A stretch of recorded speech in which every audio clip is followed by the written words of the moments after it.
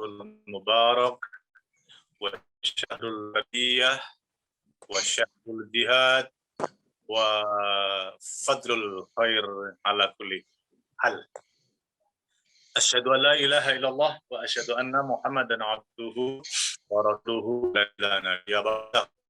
اللهم صل وسلم وكرم وعلى هذا النبي الكريم نبينا وحبيبنا وشفيعنا محمد وعلى آله وأصحابه أجمعين أما بعد. Usini wa iyyakum bittaqwallah wa ta'atihi la'alakum tuflihun. Sedulur-sedulur semua yang dirahmati Allah Subhanahu wa taala, alhamdulillah puji dan syukur senantiasa kita panjatkan, kita aturkan keharibaan Allah Azza wa Jal yang senantiasa terus tanpa henti membersamai kita sekalian dalam detik-detik hidup kita dengan rahmat karunia dan keutamaannya yang tidak pernah bisa kita hitung walaupun hanya detik dari kehidupan kita.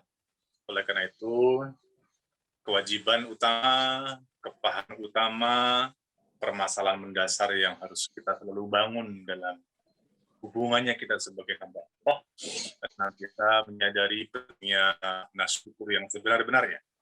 Syukur dalam pengertian yang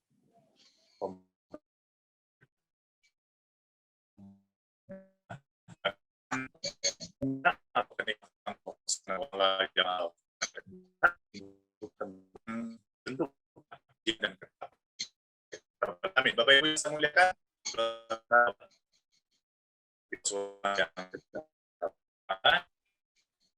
sekali Allah ini ada pada tanggal 20.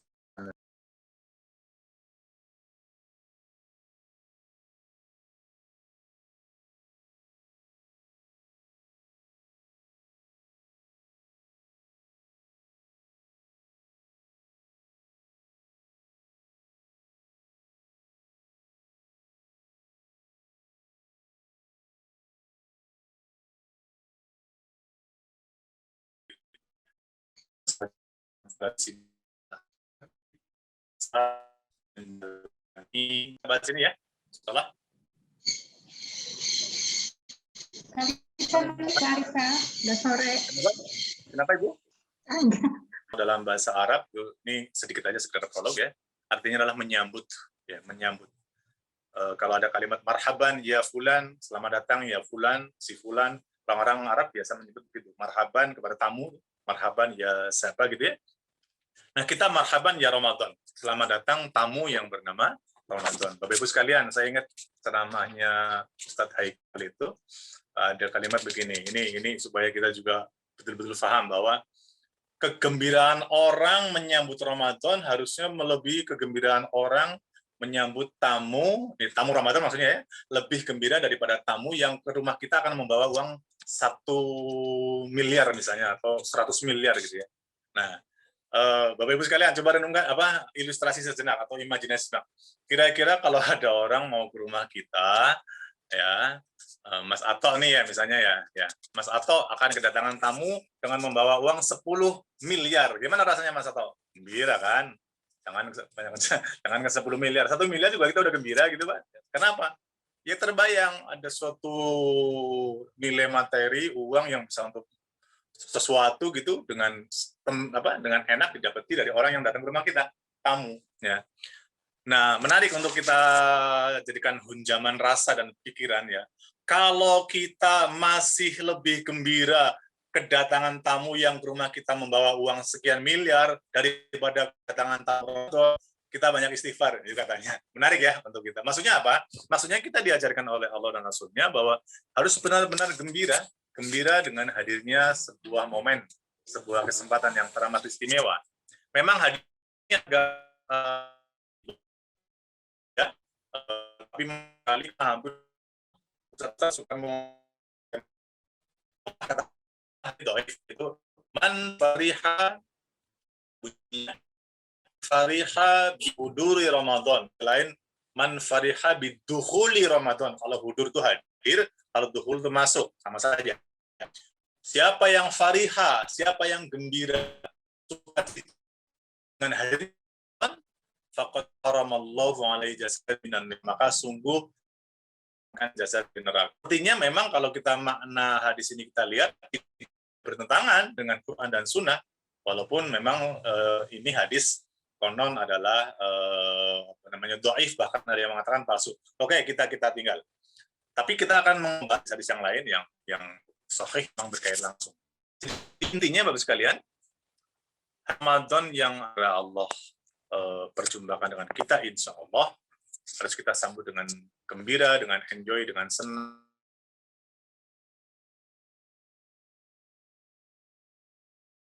Dadanya terbuka, senang, lapang, ya, menerima tamu yang istimewa yang akan hadir kepada kita.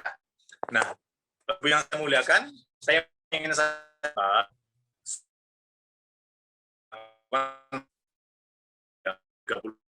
bisa sebagaimana 30 hari atau bertahun-tahun ngomongin Quran, tema Quran nggak pernah ada habis. Ada tema yang ingin didulukan hari ini, teman-teman sekalian, yaitu apa? Ramadan antara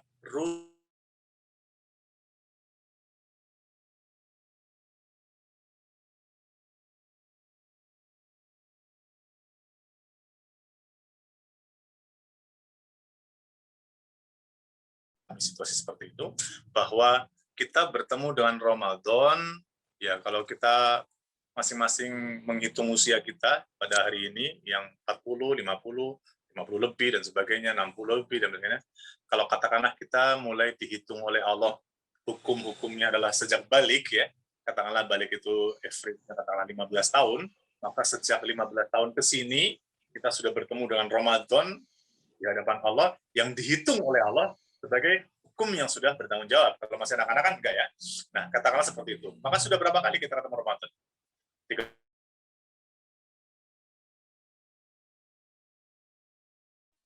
Sudahkah Ramadan yang selama ini berjumpa dengan kita, berjumpa, berpisah, ketemu, pisah, dan sebagainya, apakah sudah betul-betul membawa dampak, membawa pelajaran, membawa pendidikan karakter, pendidikan akhlak sebagaimana yang diharapkan oleh misi siam itu sendiri atau misi Ramadan itu sendiri. Nah, Bapak sekalian, itu tema yang akan saya dahulukan. Itu Ramadan antara rutinitas dan kesempatan meningkatkan kualitas. 2 kata kunci ya. Rutinitas, kualitas supaya mudah kita ingat. Bapak Ibu yang saya muliakan, saya berikan ilustrasi ya atau analogi ya. Misalnya, ada orang dari kampung, ya, atau katakanlah saya dulu lah waktu tahun 86 pertama kali menginjak Jakarta, katakanlah gitu ya. Kita dibawa ke Monas, kita diajak oleh saudara melewati Jalan Tamrin, Sudirman, atau kalau sekarang Rasuna Said itu ya, yang begitu banyak gedung-gedung mencakar langitnya, gedung tinggi yang menjulang. Dulu gedung tidak boleh lebih dari Monas, sekarang gedung melebihi Monas tingginya. Apalagi kalau malam hari kita lewat Tamrin, Rasuna, dan sebagainya, ya, itu luar biasa. Kemewahan Jakarta itu seperti bukan Jakarta, seperti di luar negeri gitu ya. Nah, orang dari kampung yang belum pernah melihat Jakarta dengan mata kasatnya, tiba-tiba dibawa ke Jakarta malam hari misalnya, lewat Tamrin, Sudirman. Tentu terkagum-kagum, terpesona, terpana, melongo gitu ya, kira-kira, kaget, ya, gumun-gumun gitu ya. Kenapa? Karena baru pertama kali melihat indah dan mewahnya kota Jakarta metropolis ya. Tapi coba bayangkan teman-teman sekalian, kalau orang itu sehari, 2 hari, sepekan, 2 pekan, sebulan, 2 bulan, bahkan setahun dia menetap di Jakarta, atau malah dia kerja di Jakarta, seperti kita lah hidup di Jakarta, apa yang terkesan dari gedung tinggi Monas, apa yang terkesan dari gedung-gedung pencakar langit di Rasuna, di Tamrin, biasa saja. Udah nggak dilihat lagi. Dulu dipandang, terkagum-kagum, oh, gedung bisa 50 lantai misalnya, kita pandang 1 lantai, 2 lantai, gimana konstruksinya misalnya gitu. Pokoknya intinya terkagum-kagum. Tapi pada akhirnya ketika sudah rutin melihat, bahkan sudah hidup di Jakarta, katakanlah begitu, maka keindahan, kemewahan, keterpesonan itu semua sudah hilang. Karena apa? Rutinitas sudah biasa melihat, biasa ketemu, biasa memandang, dan sebagainya. Satu lagi ilustrasinya. Teman-teman sekalian, kalau orang yang baru pertama kali pergi umroh atau haji ke Tanah Suci, Makkah, Madinah misalnya, lalu pertama kali melihat sosok jogroknya itu bangunan Ka'bah yang kita setiap hari sholat menghadapnya, tentu rasa kagum, terpesona, heran, lalu berdecak, Masya Allah, la haula wala quwata, itu luar biasa. Tapi coba tanyakan kepada orang yang sudah 7 kali, 10 kali misalnya umroh atau ke Mekah, mungkin kesannya sudah biasa. Mungkin sudah biasa, tidak seperti kesan pertama. Begitulah teman-teman sekalian, sesuatu yang rutin cenderung menjadi tidak lagi kagum. Sesuatu yang rutin cenderung sudah tidak lagi terpesona. Sesuatu yang rutin dijalani sudah tidak lagi mengherankan dan sebagainya. Bolehlah untuk hal-hal kayak tadi kita nggak kagum lagi dan kita anggap sebagai sesuatu yang rutin.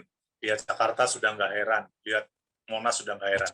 Tetapi jangan terjadi sikap ini kepada hadirnya Ramadan.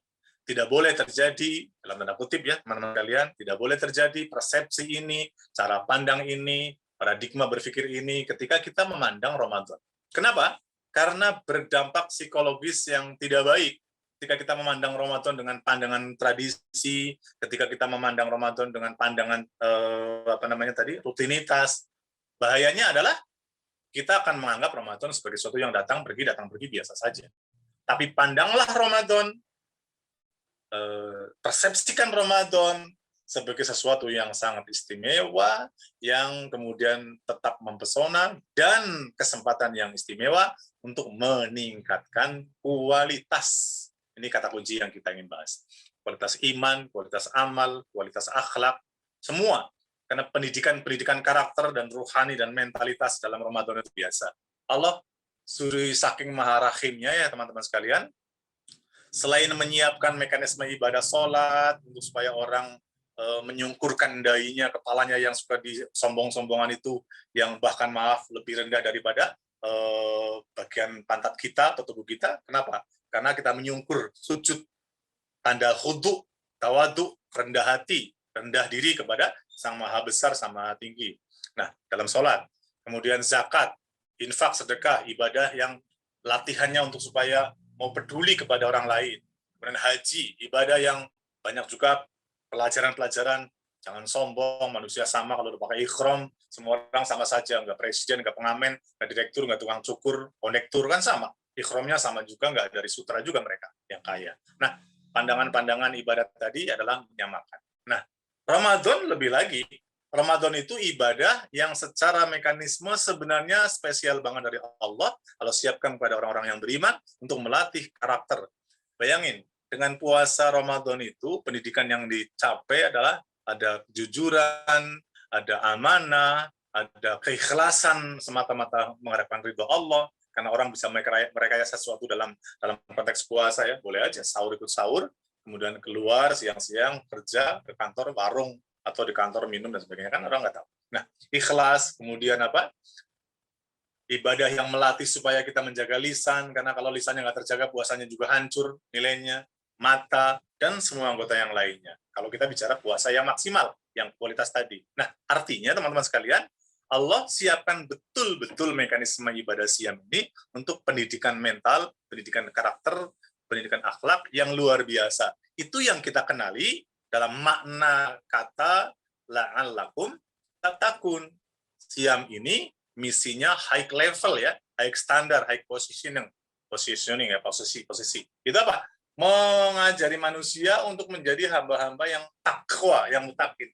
Bukankah kita tahu saudara-saudara sekalian, kita sadar, kita paham dalam Quran dikatakan bahwa orang yang namanya paling mulia di sisi Allah di antara manusia adalah orang yang paling bertakwa. Contoh, kita bisa baca, dapati ayat itu dalam surat Al-Hujurat, ayat 13 yang berbunyi gini. Simak saja ya teman-teman. Ya ayuhan nas, inna khalaqnakum min dzakarin wa unsa, wa ja'alnakum syu'uban wa qabaila lita'arafu. Ujungnya apa? Inna akramakum 'indallahi atqakum. Wahai semua manusia, kata Allah, kami jadikan kalian dari laki-laki dan perempuan, berbangsa-bangsa, bersuku-suku, berkabilah-kabilah, qabail ya, kabilah, lita'arafu, agar kalian saling berkomunikasi, berinteraksi, saling mengenal, membantu, menolong, bla bla bla bla, ya saling bermuamalah. Ujung ayat tadi, inna akramakum Sesungguhnya akramakum, orang yang paling mulia di antara kalian di sisi Allah adalah atqakum, orang yang paling takwa.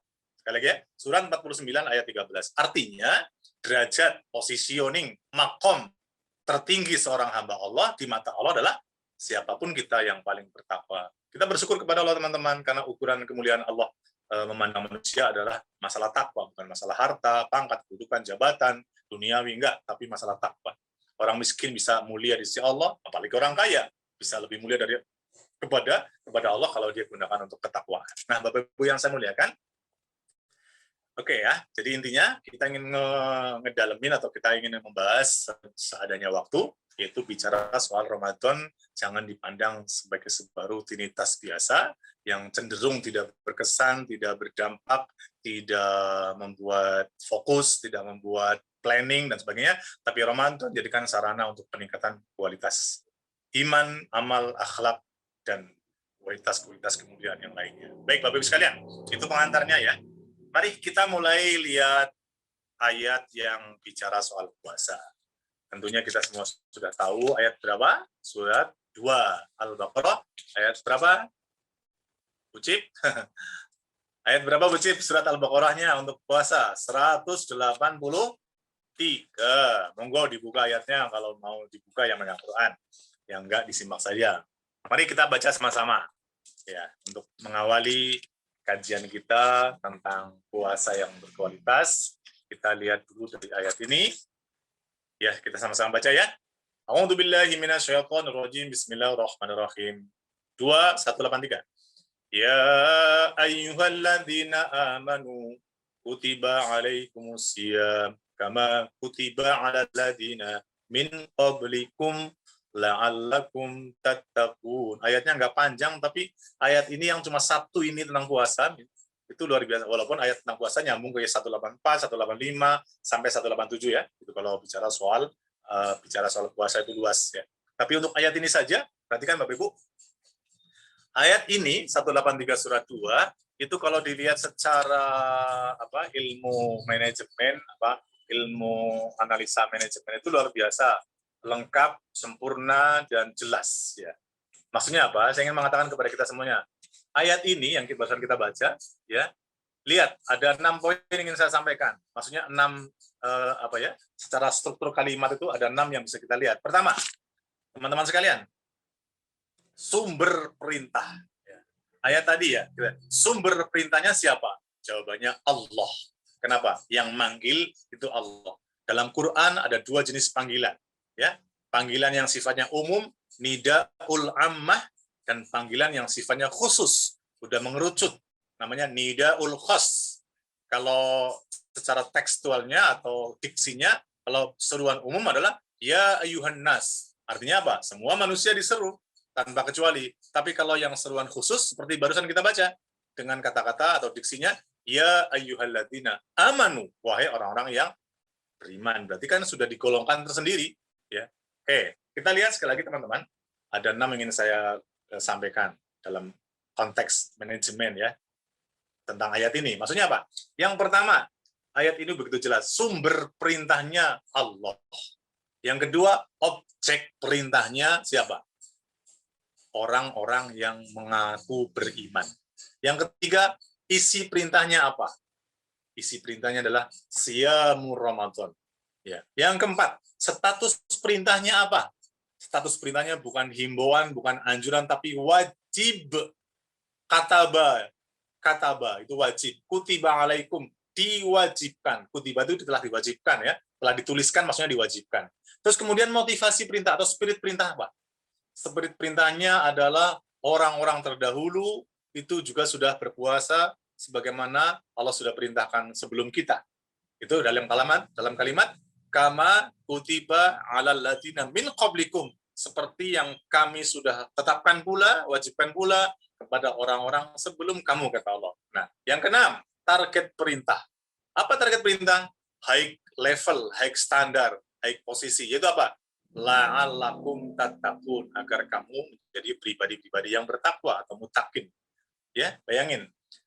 Sumber perintahnya Allah, kemudian namanya objek perintahnya orang-orang beriman, isi perintahnya adalah siam, status perintahnya adalah wajib, bukan anjuran ya, wajib. Ya, berarti tahu kan kita semuanya, motivasi atau spirit perintahnya adalah orang-orang terdahulu sudah juga melaksanakan. Yang terakhir target perintah, yaitu apa? Takwa. Luar biasa ya. Ayat ini sangat jelas. Perintahnya jelas, statusnya jelas, siapa yang diperintahkan, spiritnya apa, targetnya apa, jelas banget. Nah, itu ayat puasa ya. Kalau kita sedikit berhubungan dengan ilmu manajemen, kan dikenal dalam ilmu manajemen yang sangat masyhur ya, yang kalau orang-orang ekonomi kan biasanya kenal dengan istilah manajemen yang dikarang apa yang ditulis oleh Dr. J.R. Cherry ya, yang POAC ya, POAC, POAC, planning, organizing, actuating, dan controlling ya, ada 4. Kalau ini 6 ya, lengkap, lebih lengkap. Artinya apa? Perintahnya jelas, targetnya jelas, spiritnya jelas, status perintahnya jelas, dan siapa yang perintah semuanya jelas. Nah, Bapak Ibu sekalian, yang diperintah oleh ayat ini adalah orang-orang yang sudah tergolong khusus ya, Bapak. Orang-orang yang merasa beriman. Kalau di depan rumah kita lewat 3 tukang makanan, ada bakso, ada siomay, ada soto misalnya. Lalu kita panggil, bakso, bakso, bakso. Maka tentu normalnya yang berhenti siapa, Bu? Pak? Ada tukang bakso. Kalau kemudian ada pertanyaan, kalau yang berhenti tukang siomay, ada something error. Atau yang berhenti yang tukang soto, ada something error. Mungkin mereka nggak jelas, lalu kita memanggilnya nggak jelas. Kalau kita jelas-jelas bakso, bakso, bakso, tentu ya mestinya yang berhenti tukang bakso. Walaupun kalau tukang bakso dipanggil dengan jelas kok nggak juga datang atau nggak berhenti, kira-kira masanya di mana, Pak? Bu, ada 2 kemungkinan. Ya. Bisa apa? Itu nggak boleh. Mas Ato, coba saya boleh tanya, buka tuh mute-nya. Mute-nya dibuka, Mas. Ya. Coba Mas Ato, kalau tukang bakso lewat depan rumah kita kok dipanggil, perasaan kita manggilnya udah jelas nih, pengen jajan bakso, kok nggak mau berhenti, nggak mau mandek, itu ada 2 kemungkinan. Apa Mas, kira-kira? Yang pertama dia kurang dengar. Ya, 1. Yang kedua bisa juga baksonya habis. Bisa juga baksonya habis. Dia lewat aja. Nih, Ya. nggak apa-apa, jawabannya tidak salah. Yang pertama kali kurang dengar di kemungkinan karena kita manggilnya kurang jelas. Katakanlah kita manggilnya jelas, Mas. Kita manggilnya benar-benar jelas. Allahu Akbar, Allah, sebagai panggilan azan begitu jelas dari masjid itu ya. Kok nggak datang juga? Kan kemungkinannya cuma 2. 1, dia memang tuli, maaf ya, atau nggak dengar. Nggak dengar berarti ya. Nggak dengar kan memang tuli. Atau yang kedua, mentalitas budek. Ngerti maksudnya, Mas? Mentalitas budek. Mentalitas budek maksudnya apa? Dia bukan budek, tapi Mentalitasnya yang budek. pakai M ya, budek. Berarti apa? Budek. Berlaga, tidak dengar, padahal dia mendengar. Ini ilustrasi aja supaya gampang dipahami oleh kita. Ya. Jadi kalau dipanggil oleh Allah dengan ayat-ayat amanu, ya amanu, kok nggak nyaut juga, ya sudah, kita memang tuli, atau kita berlaku, atau berlaga tuli. Kan ada istilah, kalau dalam bahasa Jawa kan gitu kan, ditambahin M toh. Kalau ada orang yang tidak waras, namanya gila. Tapi ada orang yang waras, tapi kelakuannya melebihi orang gila. Itu namanya gila. Atau bahasa Inggrisnya gemblung gitu kan. Ya. Gemblung. Kalau gemblung kan tidak ada hukum, Mas. Ya, Bu, Mas. Nah, kalau gila, gemblung, nggak ada hukum di mata Allah. Namanya nggak sadar. Selama orang tidak ada kesadaran, tidak ada kewajiban syariat, tidak ada hukum syariat. Tapi kalau dia sadar, tapi dia berlaku gemblung, lah itu yang bahaya. Sama, orang melihat, tidak buta, tapi laganya buta. Atau dalam bahasa Jawanya micek gitu ya. Dia nggak micek, tapi dia micek. Wah, lebih bahaya lagi. Apalagi micek hati, Mas. Yang lebih bahaya lagi.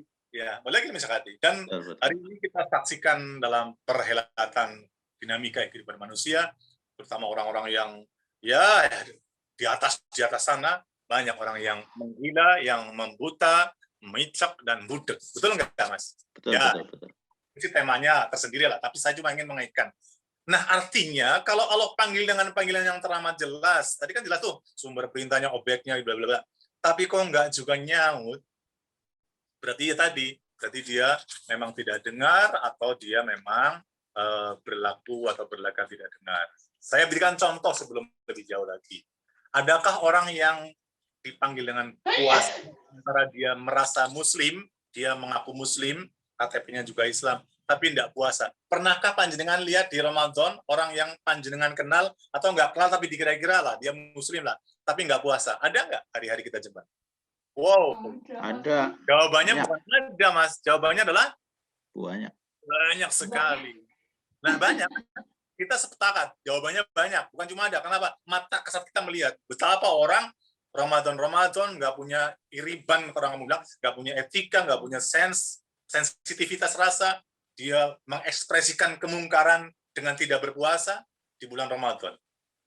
Teman-teman sekalian, jangan dikira ya, jangan dikira, saya ulangi lagi, jangan dikira orang di Ramadan, di siang hari Ramadan, ya, siang Ramadan, kemudian dia Muslim, lalu dia ekspresif banget, makan, minum, ngerokok misalnya. Kan namanya dia menantang Gusti Allah kan sebenarnya. Dikira itu bukan perbuatan yang membanggang, wow luar biasa. Padahal nggak puasa Ramadan yang wajib itu sehari tanpa uzur, kata Nabi, itu tidak bisa digantikan puasa sepanjang tahun. Itu posisinya kayak tadi. Kalau kita kembalikan ke hadis tadi, betapa banyak orang yang statusnya parah sekali. Kenapa? Ramadan, ngaku Muslim tapi nggak puasa. Wong saya itu berapa kali ya, ngisi kajian subuh, kan pulangnya sekitar 6:30. Ya. Contohnya waktu di Sawangan. Keluar, minggu pagi kan, keluar dari masjid jam 6:30, itu di komplek, karena memang komplek mewah gitu. Itu namanya anak muda, yang tua juga olahraga full, seperti itu kayak pasar olahraga. Sebagian anak-anak muda kita, gimana kita nggak jengkel ya, sebagian anak muda kita, itu terang-terangan, jam-jam 6:30 pagi, ngariung, sambil motor-motoran, sambil makan, ngerokok, itu pagi, Mas. Ya, oke lah, kalau itu anak muda mungkin karena kurang didikan. Sekarang, bapaknya anak muda, sering kita jumpai nggak? Ramadan, makan, minum, ngerokok di pinggir jalan? Ternyata, banyak. bahkan kita saksikan pemandangan yang rutin dan terus terjadi setiap Ramadan, bahwa hari-hari Ramadan cuma agak sedikit nuansa Ramadan, cuma hari awal, 1, 2, 3 hari pertama, warung ditutup. Ya, hari pertama warung tutup, warteg misalnya, atau warung yang pindah tutup semuanya. Itu hari kedua, hari ketiga, dan seterusnya, ternyata ditutup, tapi ngangkat sedikit pakai ordeng. Dan kita jumpai pemandangan yang rutin terjadi. Banyak setan-setan bergelantungan dengan kakinya kelihatan, sementara kepalanya tidak kelihatan. Betul nggak, Mas Toto? Betul. Artinya itu kan pemandangan itu yang memancing kemarahan Allah. Siang-siang hari, makan di warung. Orang juga tahu kakinya kelihatan kan, berarti dia nggak puasa. Bagi orang laki-laki, apa alasannya tidak berpuasa? Kalau dia Muslim dan tidak ada uzur kan? Nah, artinya, betapa kemuliaan Ramadan banyak dinodai, dicidrai oleh orang-orang kita sendiri. Dan kita kadang-kadang, betul-betul kadang-kadang, kita hampir pasti selalu rutin terjadi. Ucip ya, contohnya Ucip. Ucip misalnya, jenengan tindak ke pasar Klender misalnya, atau pasar Jatinegara, Ramadan 10 hari atau seminggu atau lebih dari itu. Lihat, tidak ada nuansa Ramadan kita dapati. Yang ada orang makan, minum, emak-emak, ibu-ibu, pinggir jalan, di warung, sambil belanja, itu Ustadz, kan ibu-ibu kan ada haidnya. Oke, ada haidnya, ada siklus yang boleh dia nggak tahu. Tapi kalau toh terjadi siklus yang tidak puasa, bukankah ada sense of menghormati mulianya Ramadan dengan apa? Dengan cara. Tapi akhirnya itu tidak terjadi. Betul-betul Ramadan suasananya tidak ada, kecuali kalau kita sedang di masjid baru kelihatan Ramadan. Betul ya Bapak Ibu ya? Kalau di terawih baru kelihatan Ramadan. Tapi siang hari hampir di Jakarta terutama, kota-kota metropolis hampir kelihatannya sudah biasa saja. Konon saya pernah dengar cerita, tapi kepastiannya nggak tahu. Kalau di Malaysia, kalau ada orang Muslim siang-siang hari itu kedapatan makan minum di warung, maka dia kena pasal, dia kena hukuman, dan dia dapat sanksi. Ada polisi syariah ya, istilahnya ada. Tapi kalau di negeri kita, kayaknya kalau ada orang masuk ke warung, ada polisinya malah ikut masuk warung. Masa polisinya ikut masuk warung ya. Lucu jadinya kan kalau kita dengar kayak gini ya. Bahkan yang sangat lucu 2 tahun yang lalu, Masya Allah, kita baca spanduk di beberapa tempat, hormati orang yang tidak berpuasa. Masih ingat Bapak Ibu? 2 tahun lalu kira-kira ada spanduk bertebaran yang kebalik. Orang dipikir logika supaya miring. Gimana caranya memahami logika, hormati orang yang sedang tidak puasa. Di mana-mana juga yang benar adalah hormati yang sedang berpuasa, yang non-muslim atau yang muslim sedang tidak puasa, hormati dan hargai. Kan begitu kira-kira. Tapi memang kita mendapati pemandangan kayak tadi di negeri yang kita cintai, ya itulah kenyataannya. Baik, itu hal-hal terkait dengan tadi orang budek atau budek beneran. Ya. Baik, Bapak Ibu sekalian, kembali ke tema utama. Kita ingin tajamkan tentang rutinitas dan persepsi kualitas. Nah, Bapak Ibu sekalian, puasa yang dimaksud yang berkualitas tentunya adalah puasa yang diharapkan mengikuti juknis-juknisnya Allah dan Rasul-Nya. Ya. Ayatnya tadi sudah kita baca, sekarang kita lihat hadis. Kita lihat bagaimana dawuh Kanjeng Nabi. Satu, hadis yang mengatakan begini. Bapak Ibu sekalian, hadis ini masyhur lah, biasanya Ramadan para ustadz itu mengangkatnya. Apa? Man soma Ramadonan imanan wahtisaban ghufira lahu ma taqaddama min zanbik. Itu hadisnya, hadis sahih. Man soma, siapa yang siam Ramadan, maksudnya ya, yang puasa sunnah kan. Man soma Ramadan imanan wahtisaban. Ada dua kata kunci teman-teman. Pertama, imanan, atas landasan iman. Kalau kita baca penjelasan dari para mufassir, para ulama itu, iman adalah yakin betul bahwa puasa ini adalah mutlak syariat, memang Allah yang menghadirkan. Artinya perintah Allah semata-mata. Nah, kaleng-kaleng kan perintah ini kan. Kemudian ikhtisaban, itu para ulama menjelaskan adalah bahasa mudahnya supaya kita cerna adalah ikhtisaban adalah ikhlas, tulus, semata-mata mengharapkan ridho, nilai, poin dari Gusti Allah. Itu ikhtisaban.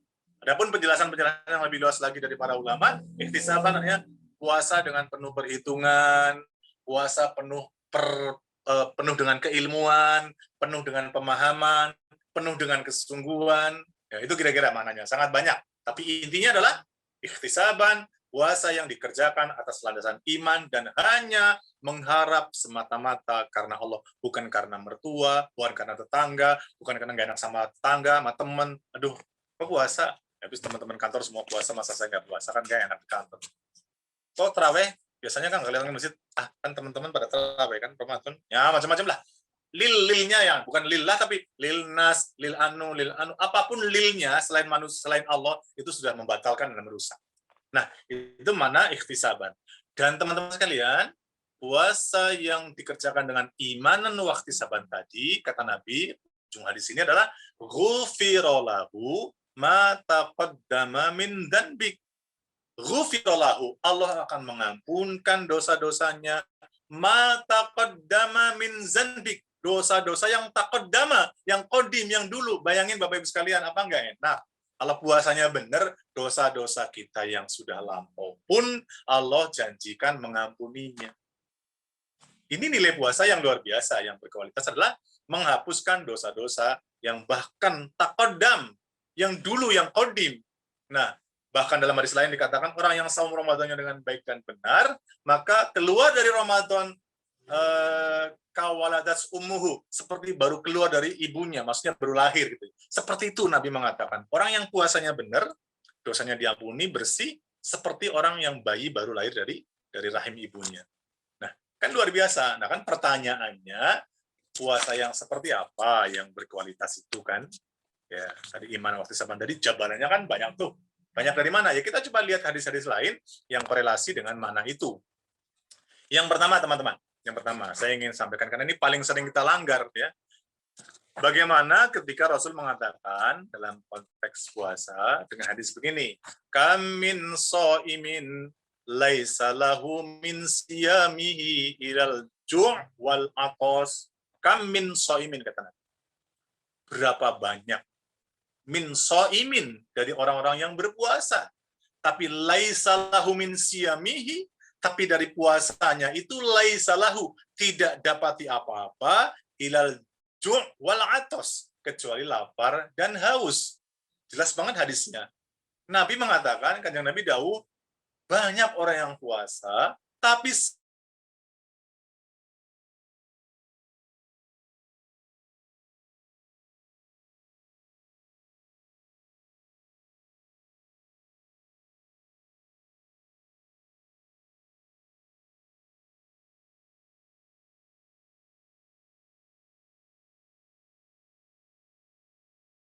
ingetin kepada kita semuanya, Ramadan, hadis ini tolong diinget-inget.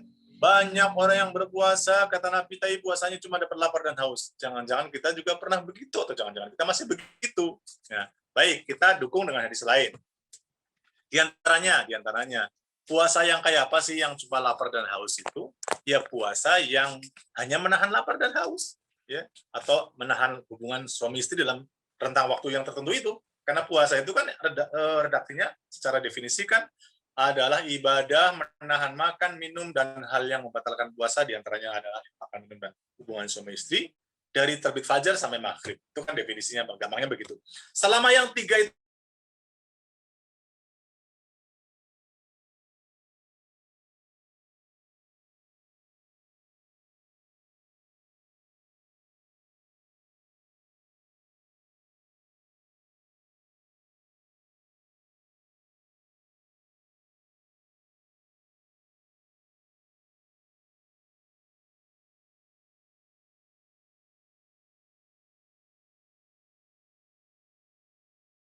sama, ya terutama Imam Ghazali, itu ada 3 kelompok orang yang berpuasa golongannya. Pertama, puasanya orang umum, saya terjemahkan aja ya, umum, ya, amah. Yang kedua adalah khos, khusus. Yang 3, khawasul khawas, khusus lagi. Jadi level puasa orang amah, umum. Itu yang tadi hadisnya. Banyak orang berpuasa hanya sekedar tidak makan, tidak minum, tidak suami istri. Ya. Kemudian yang kedua, orang yang khos, yang sudah meningkat, menguasai panca indera mata, tangan, telinga, mulut terutama, dan lebih tinggi lagi adalah puasa yang meningkatkan segala aktivitas sehingga mental rohaninya melambung tinggi, ya, melampaui yang kedua, itu yang para ulama, para salafus soleh bisa mengerjakan. Ya. Tapi kalau kita kebanyakan bisa masuk ke yang kedua aja udah bagus, gitu ya. Itu apa? Puasa dari perusak mata, perusak mulut, perusak telinga, perusak tangan, perusak kaki, perusak pikiran, perusak hati, dan sebagainya. Nah, teman sekalian, kan semakin jelas tuh ya, bahwa puasa yang berkualitas seperti apa. Tadi, kembali kepada banyak yang berpuasa, tapi puasanya nggak dapetin apa-apa. Nah, sekarang kita lihat hadis yang mendukung ini. 1, apa kata Nabi? Nih, yang paling sering kita langgar adalah dosa perusak, yaitu dari lisan. Ya. Dalam satu hadis dikatakan, man lam yadak qaula zur wal amala bihi falaisa lillahi hajatun fi ayyada'a ta'amahu wasyarabahu. Terjemahnya kira-kira begini Bapak Ibu. Man lam yadak. Man siapa? Lam yadak, yang tak mampu mencegahnya, tak mampu menghindarinya, ya. Tak mampu menahannya. Qaula zur, dari ucapan, perkataan, omongan yang zur, yang dusta, yang jorok, yang buruk, ya, kadzab dan sebagainya. Maka kata Nabi, wal amala bihi, dan juga amal-amal yang sejenisnya, berarti amalnya yang juga buruk gitu ya. Apa kata Nabi? Falaisa lillahi, maka tidak akan mendapatkan di sisi Allah hajatun fi ayyada'a ta'ama wa syarabahu, dari kalian menahan makan dan minum. Maksudnya apa? Kalian nahan makan minum, artinya berpuasa, tapi di sisi Allah tidak dapetin apa-apa, atau tidak dianggap oleh Allah. Gusti Allah tidak ngereken, Gusti Allah tidak nganggap puasanya orang-orang yang tidak mampu menahan lisannya dari ucapan, perkataan yang dusta, yang kotor, yang rofas, yang jorok, yang tidak baik.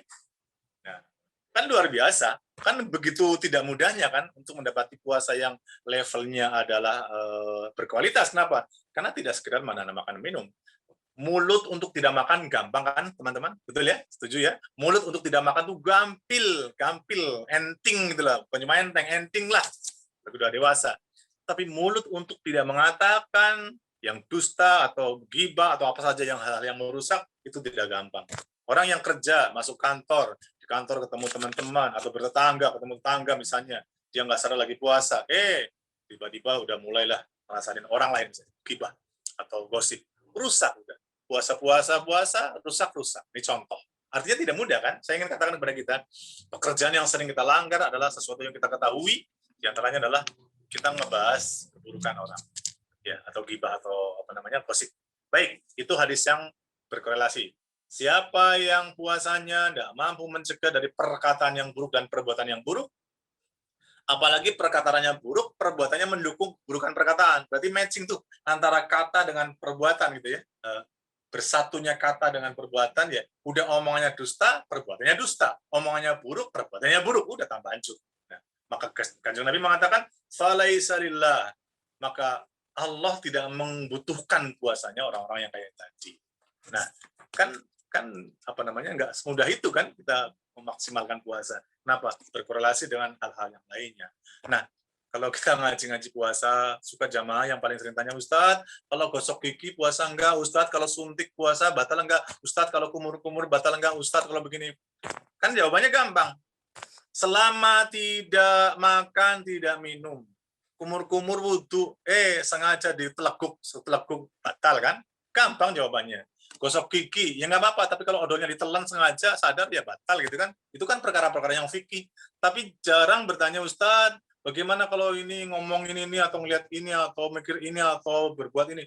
Rusak nggak puasanya? Batal nggak puasanya? Puasanya sih nggak batal, tapi pahalanya yang batal, atau dalam makna pahalanya yang rusak, yang binasa. Loh, apa kita mau kayak tadi Nabi katakan, banyak orang yang berpuasa tapi puasanya dapatnya cuma lapar haus.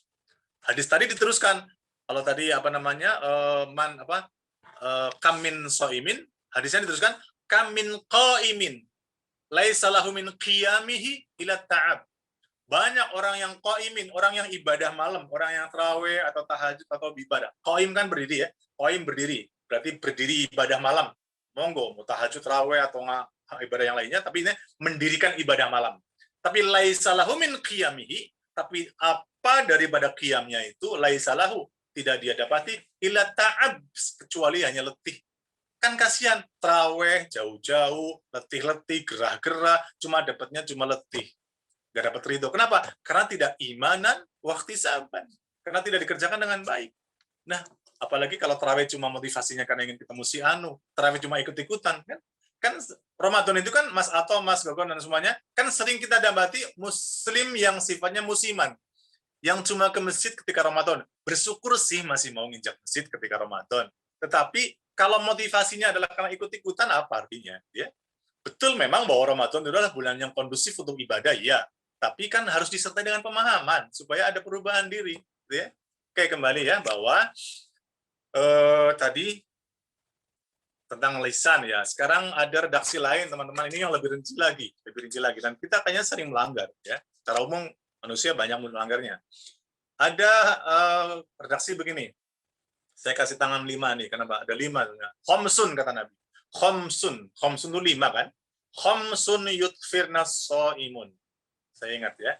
Khomsun 5. Yutfirna itu iftar itu batal atau buka puasa atau membatalkan puasa. Khomsun yutfirna so'imun. Ada 5 perkara yang bisa bikin batal puasa. Makna yang dikandung adalah membatalkan nilai ya, atau membatalkan atau merusak minimal. Apa yang pertama kali? Ya, tadi sudah disinggung ya. Itu apa? Yang pertama kali dalam redaksi ini adalah al-ghibah. Ghibah, tahulah ya, gosip ya, ngomongin orang jeleknya. Padahal sekarang kita lihat di TV acara-acara gosip malah jadi acara favorit emak-emak diantaranya. Tapi Bucip nggak ngelihat kan Bucip ya. Bucip mengaji ya Bu ya. Misalnya ada silet, ada check and recheck, ada apa itulah yang kayak gitu, yang artis punya beritanya cuma ngomongin artis yang tentang apanya gitu ya. Nah itu kan kalau nggak secara nggak langsung, kalau kita menikmati acara kayak gitu kan sama dengan kita gosip. Walaupun yang gosip itu hostnya, videonya, tapi kan kita menikmati sama saja toh. Ya, ikut juga dalamnya gitu kan. Ngapain ngomongin orang lain, kita nimbrung gitu kan, walaupun cuma tontonan gitu kan. Nah, pertama kali kata Nabi yang tadi lah ghibah, gosip ya bahasa kitanya ya. Yang kedua, nah lagi-lagi ghibah itu dosa apa? Dosa mulut ya. Mulut ini rumusnya adalah bahasa Arabnya lisan, mulut ya, tutuk ya. Kalau bahasa kimianya, rumus kimianya mulut adalah CO2T. Apa itu Mas Toto? Mas Toto? CO2T disambungnya CO2T. Sambung tuh. T. Alhamdulillah. Oh, congor gitu. Ada congor, ada cocok, ada bacot, ada cangkem, ada tutuk. Ya.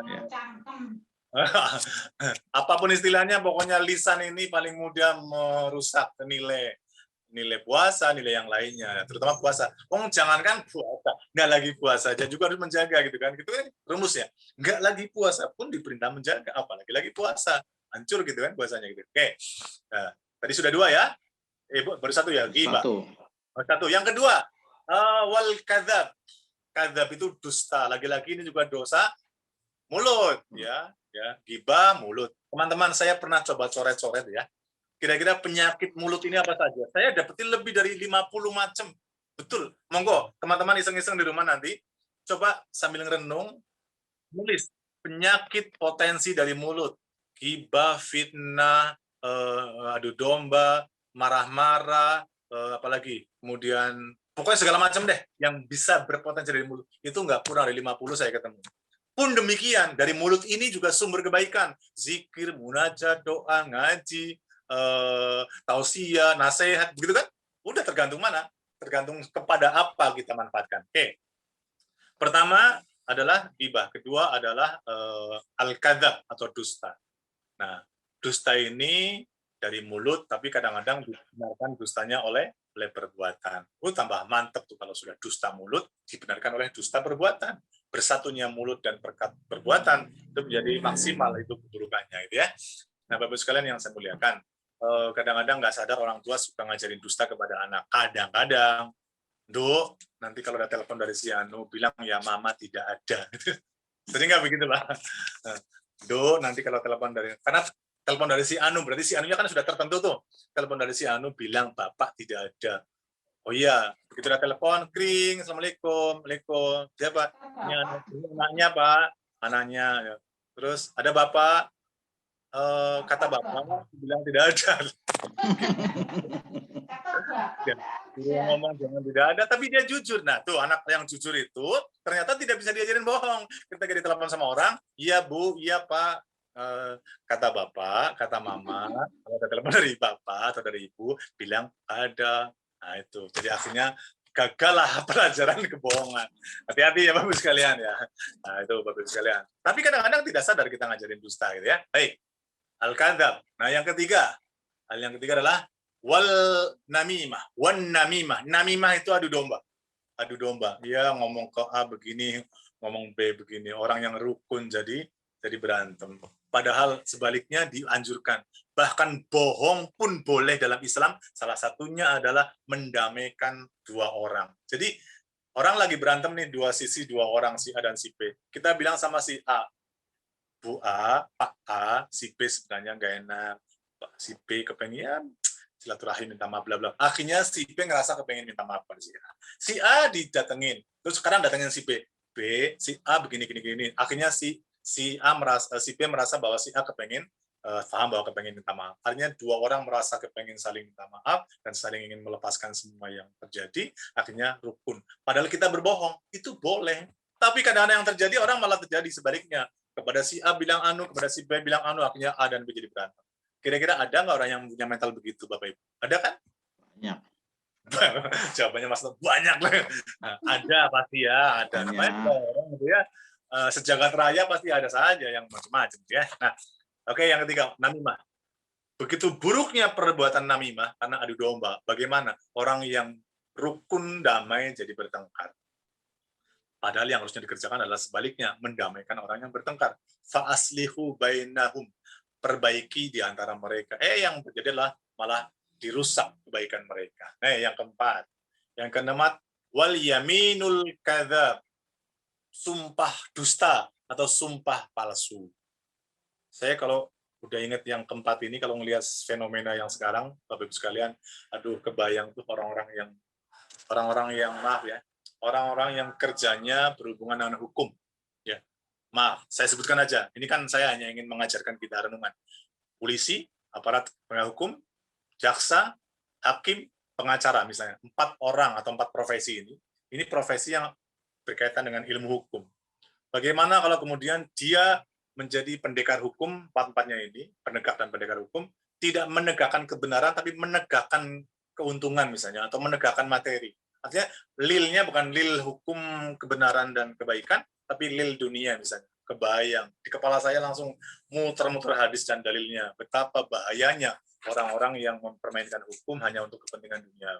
Itu, saya kalau ingat hadis tentang orang yang dalam konteks hukum itu kakinya separuh di neraka, separuh di surga. Artinya apa?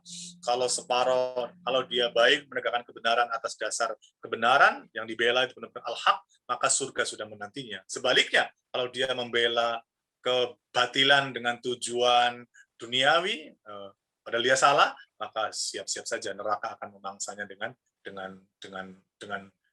gurih dan semangat. Kenapa? Karena dia dalam merusak tatanan. Nah, kebayangkan kalau kita bicara kayak gini, wal yaminul kadzab, sumpah palsu atau saksi palsu, orang-orang yang membuat perkara menjadi terbalik, al-haq jadi batil, batil jadi hak, yang benar jadi salah, yang salah jadi benar, yang harusnya dipenjara malah jadi selamat. Punten, saya nggak bermaksud ngomongin politik, tapi saya ingin mengaitkan sedikit.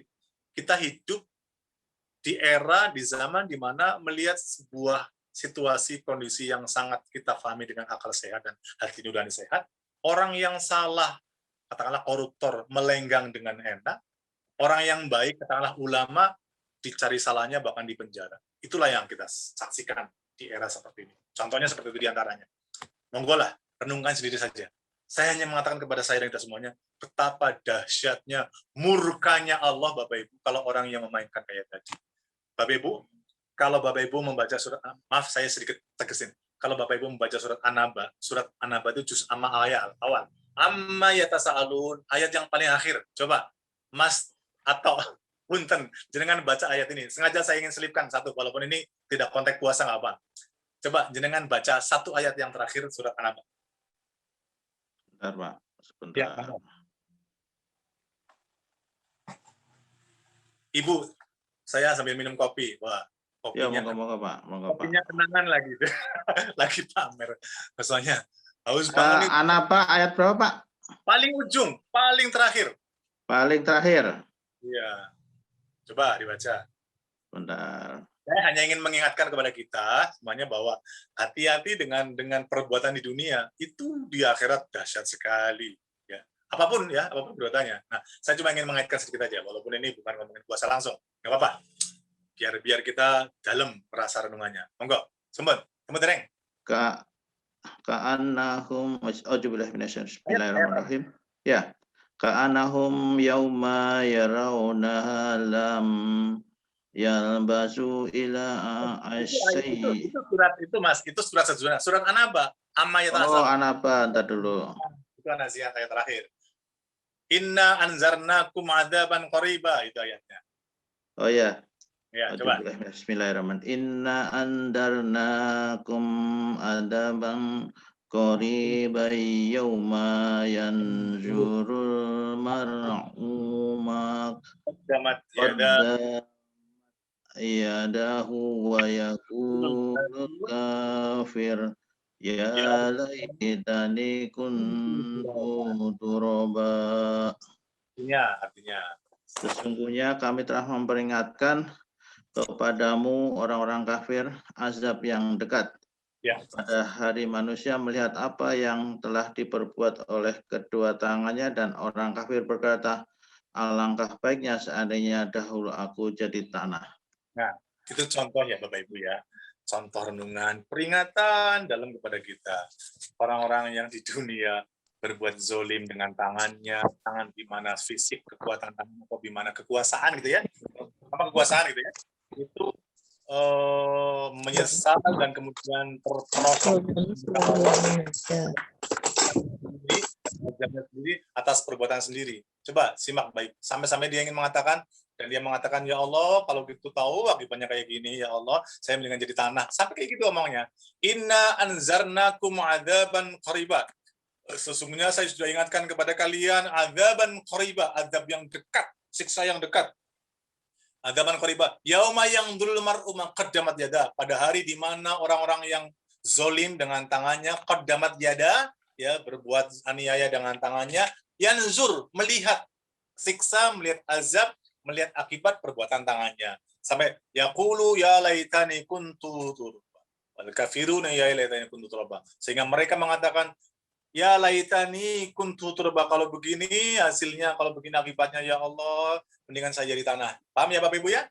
Penyesalan yang tiada akhir. Orang yang zalim dengan tangannya, menganiaya, menzolimi dengan kekuasaannya, apalagi menganiaya dengan tangannya sendiri, misalnya membunuh atau apalah, membantai atau apalah gitu ya, monggo simak ayat tadi. Ada hari di mana itu semua diperlihatkan kepada perbuatannya, kemudian mereka mengerang-erang dan meminta tolong dan bahkan ingin menjadi tanah saja. Artinya apa? Tidak ada yang tidak dibalas. Nah, saya hanya ingin mengatakan, bahwa manusia sadar kalau ingin berbuat zolim, bahwa manusia itu sadar kalau ingin berbuat aniaya kepada orang lain. Tidak ada yang tidak ada balasannya.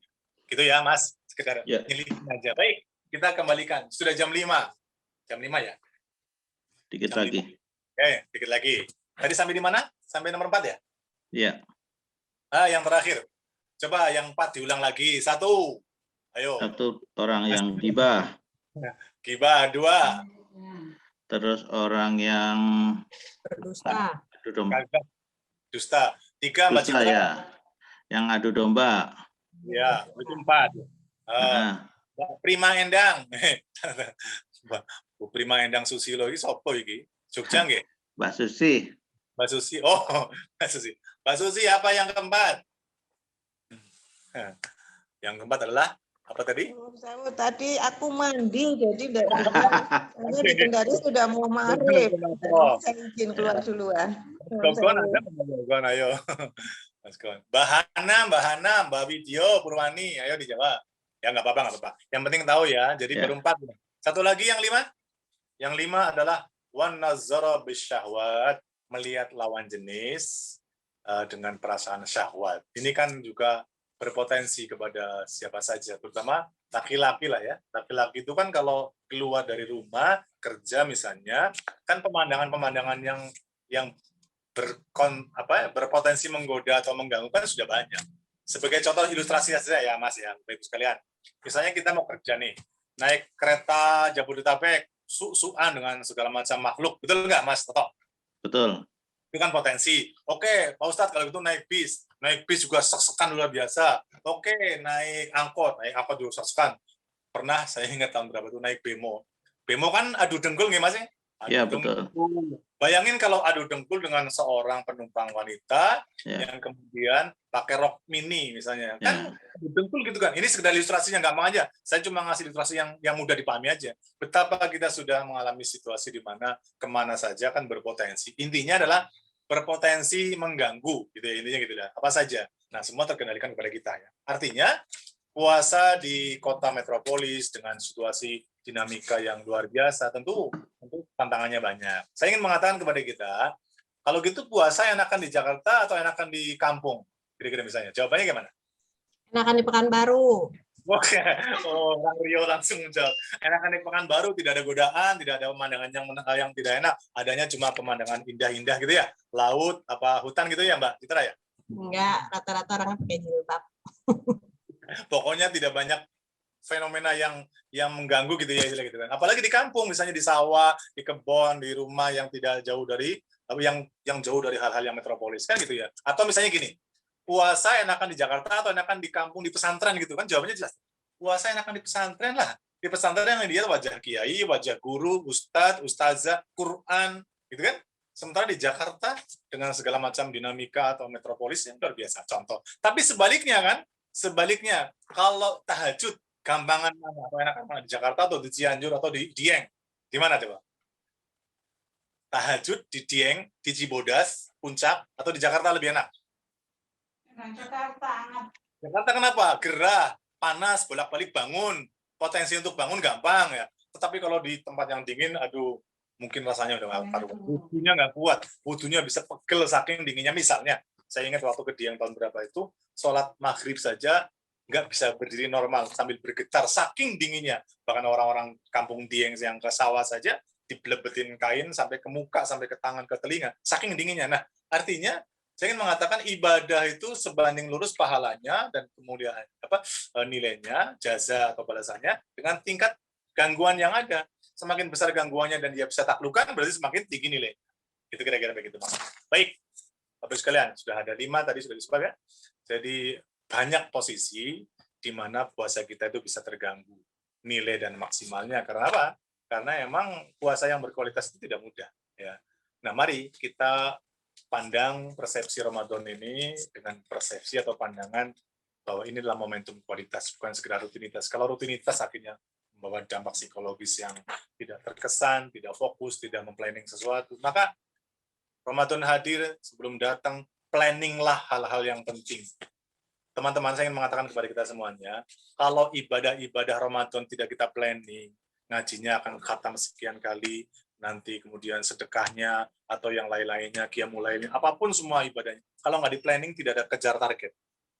Maka perlu di planning dengan baik dalam tadi POAX ya, planning, organizing, actuating, dan kemudian controlling. Artinya apa? Coba kita tarik ke ibadah puasa, ibadahnya di planning, direncanakan dengan baik. Ada plan, ada rencana untuk ibadah yang begini, begini, begini. Kenapa? Dengan adanya rencana, kita akan termotivasi untuk mengerjakan rencana itu. Nah, kerjakan rencananya dan rencanakan kerjanya, kan gitu kira-kira. Nah, tapi kalau nggak ada planning, ya udah biasanya tidak ada motivasi untuk mengejarnya. Nah, orang yang bermotivasi mengejarnya tentu karena tahu keutamaannya. Maka mari sudah waktu untuk banyak membaca, banyak-banyak menggali literatur, dengerin tausiah di YouTube atau di radio di mana saja atau baca artikel apa saja yang bisa menambah khasanah keilmuan. Karena saya ingin mengatakan kepada kita semuanya, persiapan terindah dan terbaik Ramadan diantaranya adalah persiapan ilmu, persiapan fikriyah, persiapan pemahaman kepada keutamaan Ramadan. Bagaimana seseorang muslim akan mengejar keutamaan dan kemudian Ramadan, ada Lailatul Qadar, ada ibadah yang luar biasa, ada malam 1000 bulan tadi, kemudian ada orang yang ketika memberikan buka puasa akan sama dengan orang yang berpuasa. Bayangin kalau kita ngasih buka 10 orang, dapat pahala 11 dari 10 mereka, 1 dari kita. Kemudian orang yang berpuasa itu nilai amalnya yang sunnah jadi 70 kali, yang wajib dilipatkan nggak ada batasnya, dan sebagainya. Bahkan secara spesifik, Allah dalam hadis qudsi mengatakan lewat Nabi, kullu amal ibni Adam lahu, setiap amal perbuatan anak Adam atau manusia adalah kembali kepada si pelakunya. Tapi kata Nabi, kata Allah juga, ila siyam, kecuali puasa. Bahkan dalam hadis ini mengatakan, fa innahu li wa ana azibi. Allah mengatakan, puasa itu spesial untukku dan aku sendiri akan membalasnya. Bapak Ibu, redaksi yang kayak tadi bisa kita pahami dengan mudah. Kalau puasa itu spesial dari Allah dan Allah yang akan membalasnya, Allah sendiri yang membutuhkannya, kira-kira berapa balasannya, kan kita hanya mengatakan Allah yang Maha Tahu. Karena itu spesial di mata Allah. Maka puasa bukan ibadah kaleng-kaleng, maka hadapi juga dengan tidak boleh kaleng-kalengan gitu kira-kira. Ya, mungkin ini dulu sudah 1 jam yang saya menyampaikan. Barangkali biar adil tanya jawab lah, supaya kalau saya nurutin materinya masih banyak nih yang belum saya sampaikan. Hadis-hadis juga baru dikit, tapi nggak apa-apa. Paling tidak memotivasi kita untuk berdiskusi sore hari ini, mumpung kita ketemu, sebagai persiapan kita menjemput Ramadan. Karim, Ramadan hadir, insya Allah pandemi minggir, amin ya. Amin. Ramadan tiba, pandemi sirna, amin. Ramadan berkat, pandemi minggat, amin. Amin. Ramadan hadir, pandemi minggir, amin, dan sebagainya. Amin. Aku lupa ada. Monggo, Mas Ato, Mas Gogon, Mbak Citra, dan semuanya Bu Cip yang mau menyampaikan pengalaman, menambahkan atau bertanya, dipersilakan. Assalamualaikum, Ustadz. Saya dulu, Ustadz. Waalaikumsalam. Tadi Ustadz sempat menyampaikan bahwa beberapa tahun yang lalu ada spanduk mengatakan bahwa hormatilah orang yang tidak berpuasa. Menurut Ustadz sebaiknya kebalik, hormatilah orang yang berpuasa. Iya. Jadi begini Pak Ustadz, saya antara setuju dan tidak setuju. Karena kualitas berpuasa itu tergantung dari bagaimana kita tadi mempersiapkan diri kita, target-target kita. Karena terus terang sampai hari ini pun juga saya masih tetap merasa belajar untuk bagaimana berpuasa dengan baik. Saya akan tetap merasa belajar karena pada saat saya merasa belajar, disitulah ilmu dari Allah akan hadir. Nah, demikian juga pandangan saya terhadap orang yang tidak berpuasa. Pada waktu itu rekan saya atau teman saya. Nah, kembali pada saat mungkin karena namanya hidayah dari Allah kan kita nggak pernah tahu. Yeah. Waktu itu teman rekan saya itu saya tahu sendiri ya seperti yang Ustaz sampaikan di dalam bulan Ramadan dia masih bisa makan. Tapi alhamdulillah karena ridhonya Allah tahun kemudian dia sudah berubah total, gitu loh. Jadi mungkin di dalam Ramadan yang lalu ada satu keberkahan yang dia sehingga tahun berikutnya dia berubah total. Jadi saya hanya berpandangan seperti Ustadz tadi, kalau mungkin kita saat ini nanti atau mungkin besok ketemu orang yang di bulan Ramadan mungkin dia sholatnya masih, saya masih berharap insya Allah tahun berikutnya dia akan, atau mungkin bulan berikutnya dia akan berubah. Karena kembali bahwa keridhaan Allah, barokahnya Allah, kita akan nggak tahu datang kapan. Demikian juga dengan saya, kalau lihat tahun-tahun yang lalu saya puasa seperti ini, saya berharap tahun ini lebih baik lagi. Gitu aja Pak Ustadz. Ya, setuju. Saya tadi hanya menyampaikan sebuah sekedar ilustrasi dan fenomena. Maksudnya tidak juga mengajarkan kepada kita bahwa kita melihat bahkan sama sekali kebaikan yang kita upayakan tidak boleh menjadikan diri kita merasa lebih baik daripada orang lain. Itu harus. Betul, setuju. Ayatnya begini, teman-teman sekalian, saya sampaikan ayatnya. Saya nggak lupa ya, surat apa ya? Begini bunyinya. Kalau nggak salah An-Najm. Wala tuzakku anfusakum. Ini dalam banget nih, Mas. Wala tuzakku anfusakum wa a'lamu bimanit taqo. Wala tuzakku, jangan kamu merasa bersih, merasa suci, merasa lebih baik. Anfusakum, diri kamu merasa lebih baik. Huwa a'lamu, huwa itu Allah, dia, a'lamu, lebih tahu, huwa a'lamu bimanit taqo, siapa di antara hambanya yang bertakwa. Ini ayat harus kita pegang baik-baik, bahkan ketika kita merasa berusaha menjadi orang baik pun, kita sama sekali nggak boleh merasa kita lebih baik dan merendahkan orang lain yang belum mengerjakan apa yang kita saksikan secara kasat mata misalnya tentang syariat Allah. Tadi saya hanya mengilustrasikan bahwa betapa masih banyak orang-orang yang di bulan suci Ramadan tapi tidak bersikap seperti seharusnya. Kan itu berkaitan dengan pola pemahaman.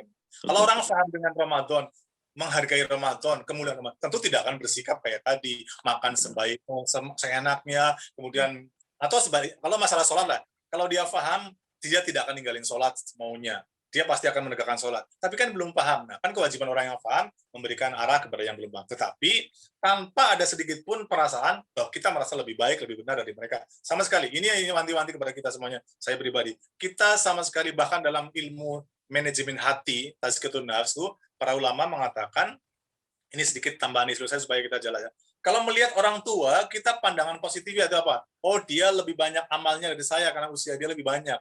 Melihat yang muda, oh dia dosanya lebih sedikit daripada saya karena saya lebih banyak umurnya, gitu ya. Mau melihat orang yang lebih pintar, alhamdulillah dia beramal dengan kepintarannya. Melihat orang yang lebih bodoh dari kita, oh dia kalau toh berbuat dosa karena kebodohannya, sementara saya berbuat dosa karena ilmunya. Nah, jadi semua dengan pandangan husnuzon gitu ya, Bapak Ibu. Betul. Ya. Pandangan husnuzon, manajemen hati, pandangan husnuzon kepada situasi apapun. Tetapi kita juga tidak boleh mengatakan bahwa kemungkaran kemudian kita bilang bukan kemungkaran, nggak boleh juga. Itu parah. Logik yang parah adalah ketika melihat kemungkaran bahkan mengatakan itu biasa saja. Oh, itu malah parah sekali. Kemungkaran al-batil harus dikatakan al-batil, bahkan kalau perlu kita mencegahnya karena sudah pernah kita bahas dulu ya.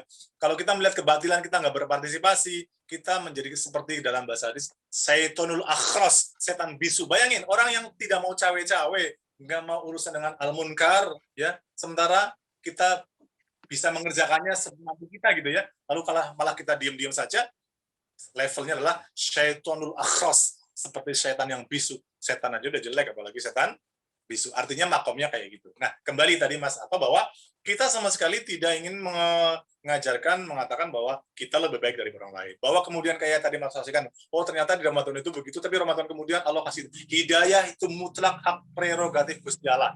Tidak ada yang tahu. Bahkan Nabi pun kepada pamanda sendiri Abu Thalib tak mampu beri hidayah ketika menjelang wafatnya, rebutan pengaruh dengan Abu Jahal dan yang lainnya. Ternyata Nabi tidak kuasa, bahkan Allah katakan dan turun ayat, innaka la tahdi man ahbabta walakin Allah yahdi may yasha, kata Allah kepada Nabi Muhammad. Innaka, wahai engkau Muhammad, la tahdi, enggak bisa ngasih petunjuk man ahbabta, meskipun kepada orang yang kamu cintai, walakin Allah yahdi may yasha, tapi Gusti Allah lah yang tahu siapa yang ingin diberikan petunjuk. Nah, itu contoh ya, bahwa mutlak haknya Allah dan Allah yang paling tahu siapa yang layak diberi petunjuk. petunjuk. Ada orang Ramadan ini berantakan, kita lihat, ternyata kayak tadi, Ramadan ke depan dia berubah total jadi orang, itu kuasa Allah dan sebagainya.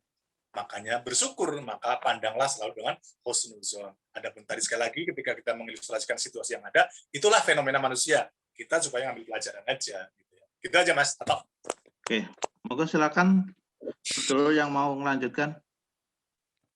Rio, ayo Rio bertanya. Bukan bertanya lah, saya nggak mau bertanya, berkomentar atau menyampaikan pendapat atau tambahan monggo. Assalamualaikum Pak Ustadz. Waalaikumsalam Mbak Jitra. Nah, gini Pak, kalau saya kan tukang kue ya Pak ya. Jadi kalau lagi Ramadan nih terus terang rame gitu pesanan kue kering gitu. Dan itu membuat saya kirim tuh. Kirim satu. Kirim ke Jakarta. Ya terus terang itu bikin semangat Pak. Salah satu yang bikin semangat. Karena dengan banyaknya orderan itu berarti saya bisa memberikan bonus yang cukup besar buat asisten-asisten. Oh ya. Alhamdulillah. Tapi ada satu kendala Pak. Terus terang kadang-kadang targetan baca Quran itu jadi molos gitu sehari itu karena pesanan yang bisa sampai ratusan toples yang pada akhirnya ntar dulu deh baca Quran, ntar dulu nah, gitu. Itu berarti memang harus di manajemen ulang ya Pak ya. Karena terus terang tuh kadang-kadang nggak kepegang gitu loh Pak. Kalau udah seharian sampai habis taraweh pun kadang masih nguleni gitu loh. Aduh, gimana ya Pak? Gini nih. Ini permasalahan semua orang dalam tanda kutip ya, bahwa tanpa secara khusus mengomentari Mbak Citra, bukan. Ini realitas ya, bahwa kita ini kalau sudah asik dengan pekerjaan, apalagi dalam tanda kutip yang jelas-jelas ada tanggung jawab untuk memenuhi permintaan orang, itu kan bagian tanggung jawab yang harus kita kerjakan. Tetapi dalam konteks Ramadan, dan juga sebenarnya dalam konteks lebih umum adalah ibadah dan ketaatan secara maksimal dan menyeluruh dalam hari-hari kita harus mentarget diri, memanage diri bahwa aktivitas duniawi, apapun menariknya, apapun menguntungkannya, itu tidak boleh mengalahkan target-target ibadah. Apalagi Ramadan yang datangnya cuma setahun sekali. Kalau kita nggak plan, kita nggak bikin rancangan kegiatan atau program untuk begini supaya kita termotivasi mengejarnya, ya tadi, dampak tidak memplanning itu adalah entar gitu ya. Kadang-kadang itu secara psikologis gitu. Tapi kalau kita planning, maka kita ada motivasi mengejarnya. Maka ketika ada gangguan, meskipun gangguannya adalah tanggung jawab sebuah pekerjaan misalnya, atau bahkan yang lain-lainnya, tetap kita akan mengejar itu. Kenapa? Itu sudah kita rencanakan. Kan kita malu sama rencana yang sudah kita planning, kan? Kira-kira begitu. Artinya, secara umum saya katakan, Mbak Citra dan yang lain-lainnya, coba simak ilustrasi ini dalam ayat tentang salat Jumat, supaya kita betul-betul mengambil satu pelajaran secara menyeluruh dalam segala sisi. Ketika sholat Jumat atau hari Jumat untuk laki-laki terutama, ada ayat begini, ya ayyuhalladzina amanu, wahai orang-orang yang beriman, idza nudiya lis-sholati min yaumil jum'ah, kalau ada seruan untuk sholat Jumat, ya, fas'au ila dzikrillah, maka bergegaslah kalian untuk menuju ingat kepada Allah, maksudnya sholat Jumat gitu ya, fas'au ila dzikrillah wadarul bai'. Nah, ini penting. Wadarul bai', apa artinya? Dan tinggalkanlah jual beli, tinggalkanlah transaksi, tinggalkanlah kegiatan, tinggalkanlah semua hal-hal yang sifatnya adalah tadi masih akan mengganggu prosesi ibadah gitu ya. Wadarul bai' in kuntum ta'lamun, kalau kamu ngerti. Ada kalimat ujungnya in kuntum ta'lamun, kalau kamu ngerti. Nah, di sini memang mengandung makna bahwa kita memang harus ngerti manajemen ilmu agama, manajemen rasa, pikiran tentang prioritas agama harus kita pahami. Kalau enggak ya tadi, dunia itu menarik dalam segala hal, apapun itu isinya, apalagi berujung pada materi yang bernama duit, gitu, itu pasti lebih ini. Makanya kemudian kita yang pandai-pandai mentargetkan ibadah dengan baik. Nah, spesial Ramadan, apalagi ngaji Quran, harus bertarget minimal khatam itu sekali sebulan, berarti 1 hari 1 juz. Kalau sekali rasanya kurang mantep, tambahin 2 kali. Syukur bisa lebih dari itu. Minimal banget, jangan sampai sekalipun nggak khatam rasanya kita. Itu Ramadan loh.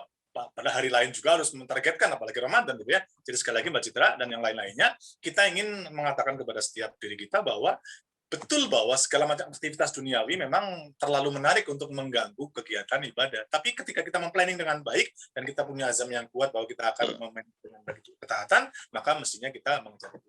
Artinya itulah, sisihkan sebagian atau tangguhkan sebagian apapun bentuk tanggung jawab dan kerjaan yang penting kayak apapun, karena sepenting-pentingnya dunia tidak akan pernah mengalahkan kepentingan akhirat. Saya ulangi, ini bahasa saya ya.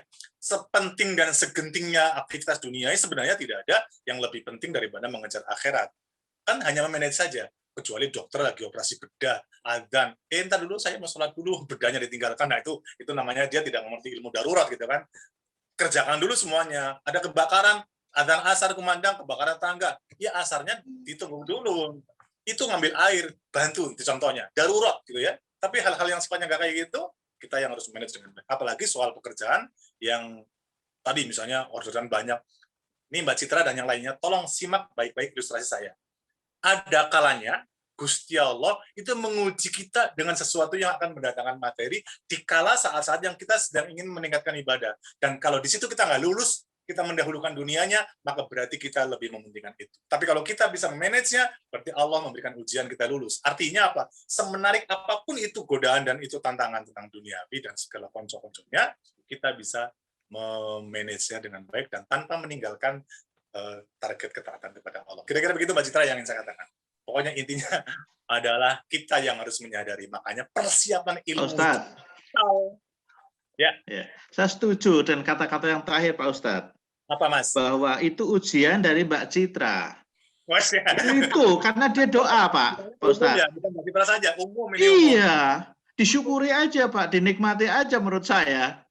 Betul, setuju Pak Ustadz. Itu udah emang apa namanya rizki dari Allah yang diserahkan kepada Mbak Citra untuk seperti itu Pak Ustadz. Itu dinikmati. Dia mengalir sampai pesanannya luar biasa. Betul. Itu ujian. Allah mengujinya. Bagaimana? Kamu lebih cinta kepada orderan atau kamu akan? Dan saya yakin Mbak Citra itu lulus nanti. Saya yakin. Punten, saya tambahkan satu contoh yang sangat mudah dipahami. Kita lagi ngewarung nih, misalnya rumah kita pinggir mesir nih ya, warung dilalai jam adzan kok yang belanja rapet sampai nggak kelihatan, sampai orang bilang sampai bakulnya nggak kelihatan pantatnya gitu. Saking apa? Rapetnya itu yang ngelilingin yang mobil gitu ya. Ya emang nggak kelihatan kan pakai baju gitu ya. Nah maksudnya apa? Itu ujian. Kalau dia tahu bahwa itu ujian, maka dia akan memanage. Misalnya ada istrinya, ya juga istrinya dulu lah yang laki-laki. Ini contoh kecil ya untuk memahami. Kalau kita sedang diuji, bahkan saya boleh mengatakan begini teman-teman sekalian. Ini luar biasa pentingnya. Ini dalam banget nih. Begini teman-teman sekalian. Kalau Allah sedang memberikan ujian kayak tadi, lalu kita nggak lulus, bisa jadi loh Allah akan berikan ujian kenikmatan yang lebih besar lagi dari itu supaya dia tambah lupa kepada Allah. Nah itu yang bahaya. Betul. Ini bahaya banget ketika kita diuji dengan materi, dengan kenikmatan-kenikmatan dunia dan konco-konconya, lalu semakin malah entar dulu Allahnya di nomor sekian kan. Nah, justru Allah akan sangat boleh jadi, karena ayatnya ada ya, Allah akan tambahkan lagi. Jadi, saya sering mengatakan begini, hati-hati dengan kesibukan duniawi sampai melupakan kepada Allah. Karena kalau kamu sibuk duniawi, lupa kepada Allah, justru Allah akan menambahkan kesibukan kepada kamu, sampai kamu tambah lupa kepada Allah. Apa nggak ngeri?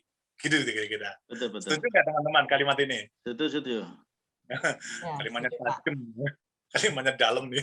Ini bukan Mbak Citra loh, ini ngomongin umum semua kita bahwa kita berpotensi diuji kayak gitu. Makanya hati-hati. Sadar nggak kita diuji? Justru Gusti Allah sedang uji kamu. Lagi datang adzan, dilala ke warungnya penuh. Yang ngasih orang pada datang ke warung kamu siapa? Kan Gusti Allah yang gerakin hati. Ada warung sana, warung situ, warung sono, warung sini. Kenapa warungnya kepada kita warungnya? Kan itu ujian loh. Memang rezeki betul. Di balik rezeki yang Allah alirkan itu, ujiannya luar biasa. Kan gitu ya Mas Toto? Betul. Semangat banget sih ngomongnya saya. Nggak apa-apa Pak Ustadz.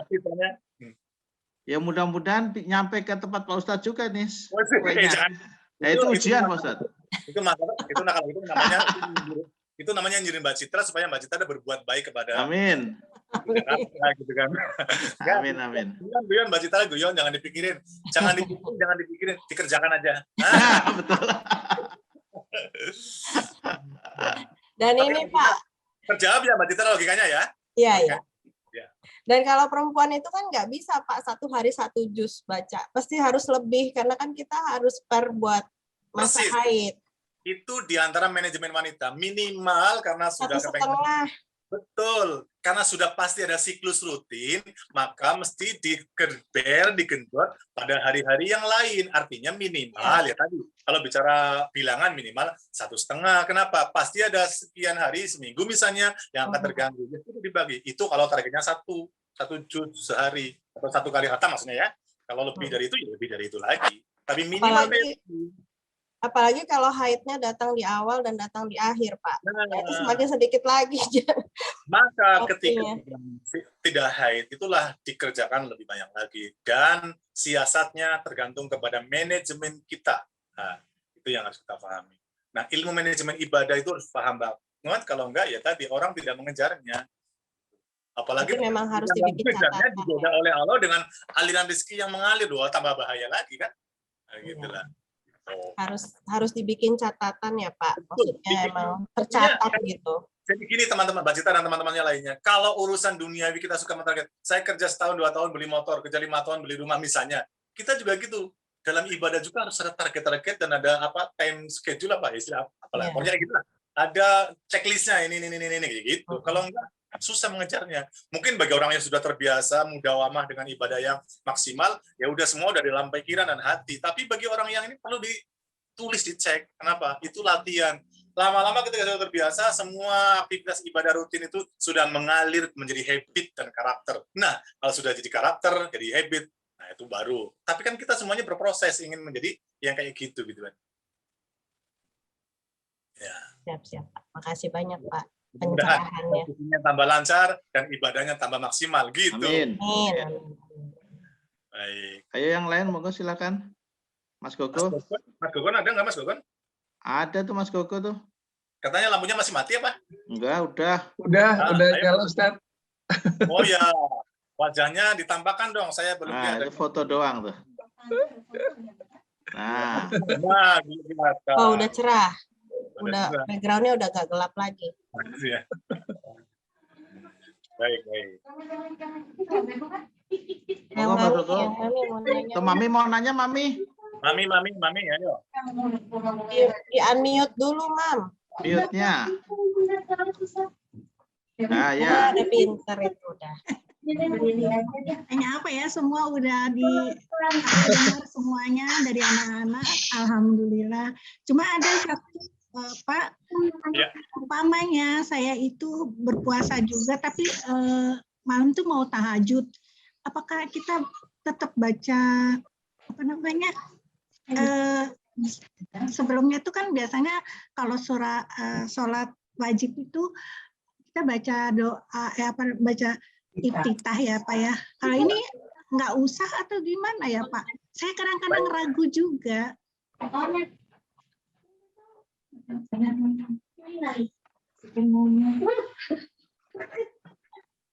Ya Pak.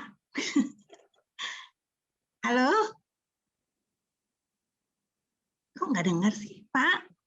Ustadz. Pak Ustadznya nge-lag. Nah, udah ada lagi. Oh, tadi di layar saya ada perhatian bahwa data Anda sudah habis, maka klik anu lah, saya udah klik oke, mungkin ada sudah hilang ya. Oh. Okay. Sudah masuk lagi suara saya? Udah masuk, udah dengar. Ibu, Cip, dan yang lainnya, soal doa iftitah dalam sholat itu status hukumnya adalah bukan rukun ya, jadi nggak dibaca. Gitu. Dalam sholat wajib pun nggak iftitah juga nggak apa-apa, tapi kan afdolnya sholat kan ada doa iftitah gitu ya, apalagi doa kan macam-macam bentuknya tuh, Allahumma ba'id baina atau kabiru apa namanya, itu soal ya, itu macam, bahkan ada 9 macam kalau kita buka bukunya tanya jawab sholat tentang sholatnya Ustadz Abu Somad itu ada 8 macam. Nah, jadi kembali kepada hukum itu tidak wajib, tetapi kan sebaiknya dikerjakan. Saya pun kalau sholat sunnah hampir nggak pernah iftitah, saya langsung Fatihah, itu biasa, karena udah kebiasaan ya. Tapi nggak masalah. Jadi kan pertanyaan tadi gimana ya? Nggak ada masalah hukum, karena itu tidak wajib dan tidak rukun ya, tidak rukun, jadi tidak mengganggu. Tapi dibaca tentu lebih baik. Nah, ya cuma itu aja sih. Sama ini Pak, kalau kita ini ke makam Pak, saya emang kemarin ini sampai sekarang belum ke makam lagi gitu. Kan kebiasaan mungkin orang Jawa juga begitu ya Pak ya, kalau mau puasa itu munggah gitu loh Pak. Tapi saya nggak melakukannya, saya hanya dari rumah aja karena saya masih khawatir dalam kondisi seperti ini. Baik. Itu gimana ya Pak? Kita doa dari rumah aja kan nggak apa-apa ya Pak ya? Ujib dan yang lainnya, budaya ke makam menjelang Ramadan itu kan budaya tradisi ya, bukan Gitu. sesuatu yang langsung berhubungan dengan syariat. Bahwa takziah itu adalah boleh karena fungsinya mengingat kematian itu penting atau itu menjadi baik. Tetapi takziah itu tidak mengenal waktu kan, maksudnya tidak mengenal harus. Nah, kalau yang orang Jawa, orang Jakarta itu kan budayanya, kalau orang Jakarta malah Ramadan akhir Ramadan, kalau orang Jawa kan sebelum. Nah, itu cuma budaya. Jadi nggak masalah. Karena doa itu tidak pada tempat, tapi pada lintas dimensi ya. Jadi artinya berdoa kepada yang sudah tidak ada, ya. Mendoakan itu adalah dari tempat yang tidak harus mesti di situ. Ya. Kalau ziarah langsung ke makam itu kan lebih pada mengingatkan secara fisikly, itu kuburan loh, bahwa kita nanti juga akan dikubur. Fungsinya kayak gitu. Tapi bahwa kemudian berdoa itu adalah lintas waktu, lintas tempat. Gitu. Jadi tidak harus. Gitu. Dan sekali lagi, itu yang namanya orang rame-rame nyekar itu bukan syariat ya, itu budaya. Tapi budaya yang baik-baik saja, namanya juga budaya yang artinya mengingatkan kematian gitu ya, kan baik-baik saja. Saya tidak mengatakan itu itu tidak baik, tidak. Tapi itu tidak langsung berhubungan bahwa tidak ada hubungan misalnya gini, kamu harus menyekar kata Nabi sebelum Ramadan, enggak ada. Oh ya. Kebiasaan kita aja ya Pak. Kebiasaan aja ya. Tapi kan namanya ziarah ke makam itu kan ada fungsinya, yaitu Pak, fungsi tazkiratul maut, mengingat kematian. Kalau benar, tapi yang justru malah menjadi masalah, sudah ziarah malah ada kemusyrikan, minta yang sudah di kuburan, minta begini, malah jadi salah. Gitu ya. Saya biasanya juga nggak pakai kembang Pak, cuma berdoa aja. Itu nggak ada ini yang penting adalah doa kan, permohonan kepada Allah atas orang yang sudah mendahului kita. Ya, Pak. Oke, begitu. Ya. Terima kasih. Assalamualaikum Ustadz. Ya, mau bertanya sedikit. Siapa nih? Soalnya layar saya terbatas nih. HP. Iya. Ayu masalah dari ini, Bekasi, Ustadz. Oh, dari Bekasi, Mbak Ayu, monggo Mbak Ayu. Iya, tadi menyambung dari Mbak siapa tadi? Citra. Mbak Citra. Kita sebagai ibu, profesinya ibu dan pekerja gitu Ustadz. Dan pengusaha juga, ya. pengen juga menambah membaca Qur'annya itu lebih banyak gitu. Iya. Nah ini jika ada sela-sela waktu sedikit gitu, kita pengen baca gitu. Apakah dalam membaca Al-Qur'an itu kita harus berwudu nggak, Ustadz? Oh ya, itu bicaranya. Ya, itu bicaranya yang adalah lebih baik seperti apa? Bicaranya adalah after atau adab atau etika. Sebaiknya kalau mau baca Quran itu adalah berwudu dulu, bersuci dulu. Karena kita akan ibadah membaca Quran. Tapi bukan berarti kalau nggak berwudu itu nggak sah baca Quran. Ya, gitu. Tapi kembali lagi lah, adab, etika.